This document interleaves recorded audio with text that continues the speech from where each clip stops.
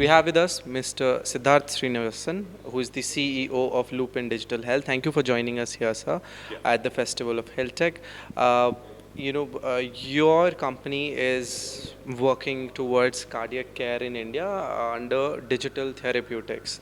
Uh, First, tell me about the health tech space overall. How do you think it has changed in the last few years? What all things have changed? Then also tell me the digital therapeutic space, how it is evolving in India. So I think health tech has really picked up. The number of use cases have picked up over the last few years. Initially, health tech in India was largely an e-commerce application, say to pharmacies. So you had e-pharmacies picking up and doing good service in getting things to the patient's doorstep. But now what you have is actually the entire diagnosis of the patient, the monitoring of the patient, and perhaps even treatment happening through technology. So I think that's been the big change over the last 2-3 years. Right. About digital therapeutics, how is it evolving in India? How is it gathering pace? I think everyone realizes that a patient can't keep going to the hospital every time he has a small or a big issue, right? We have to be able to triage many of these. We have to be able to ensure that the patient's routine does not get disturbed, and that's where DTX or digital therapeutics comes in. What we've set up at Lupin Digital Health is a remote monitoring platform where we're able to monitor the vitals of a patient from the convenience of their home, and a cardiac rehab platform that makes sure that their vitals come back into the normal range. Therefore, their heart health significantly improves.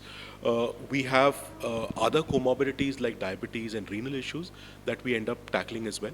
And all of these will be potential use cases for TTX. Talking about the funding winter that the health tech space is reeling under for quite a while now, first of all, why do you think that has happened? Uh, do you think this trend changing anytime soon? I think the funding winter isn't limited to health tech. It's a broader phenomenon linked to sort of global macros. The fact that interest rates are rising in the U.S. Means that there will be a knock-on effect. One reason, perhaps, that health tech may be more affected is because the gestation period in health tech is longer. Right? It takes longer for companies to be able to establish an MVP, take that to market, and get commercial success, and be able to generate ROI.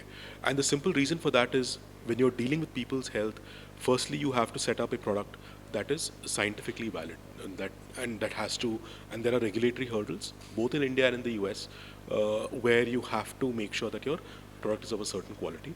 That itself takes a good amount of time. May take anywhere between 1 to 3 years, depending on the kind of sector that you're in.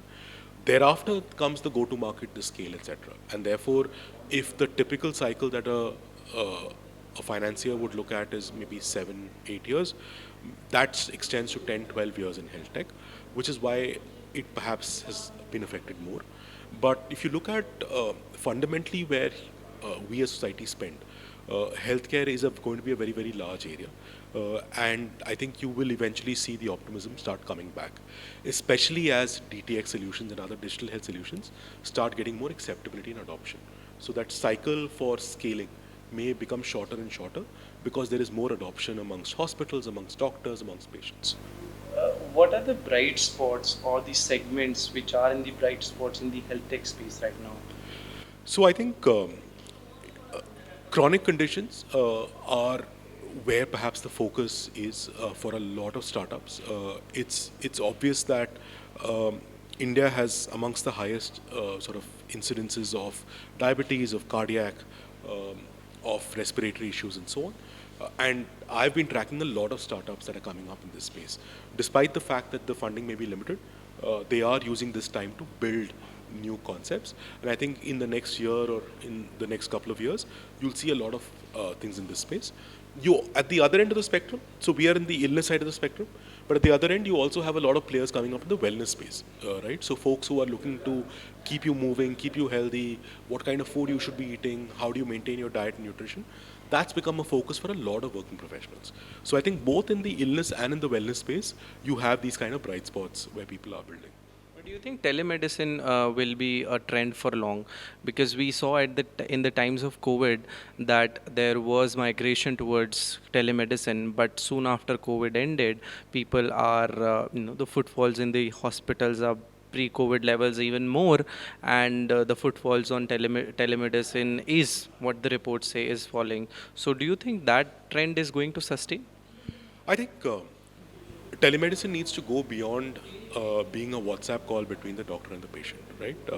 There has to be some value that gets added uh, by the fact that a patient can actually measure his vitals sitting at home, and the doctor is able to see that in real time, right? That's something that our platform does, and maybe many others are trying as well. If you're able to add that kind of value, where patients are being monitored remotely, they can be diagnosed through algorithms, which then the clinician is able to validate, but a lot of that heavy lifting is being done by technology, then having a virtual connect helps.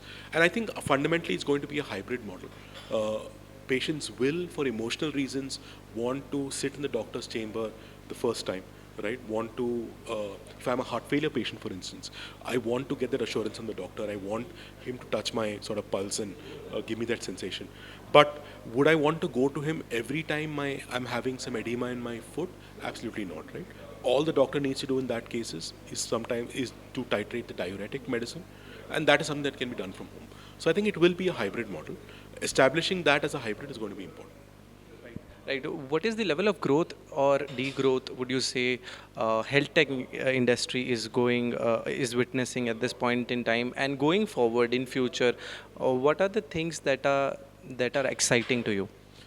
Overall, I think if you look at the data, revenues are still growing 15 to 18% CAGR. So there is that kind of growth. Essentially, it means that the sector is doubling every 4 to 5 years.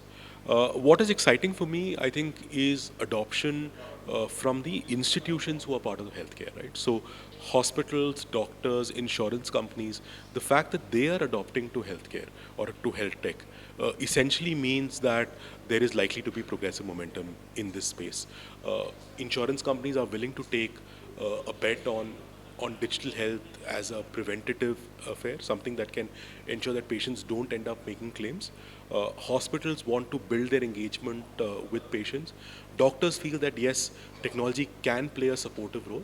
And of course, patients are excited because you're getting the same level of quality care sitting at home, right? So I think this is going to pick up, and go to market is going to become easier as we go forward. Right. Thank you so much, Mr. Srinivasan, for joining us here. It was lovely hosting.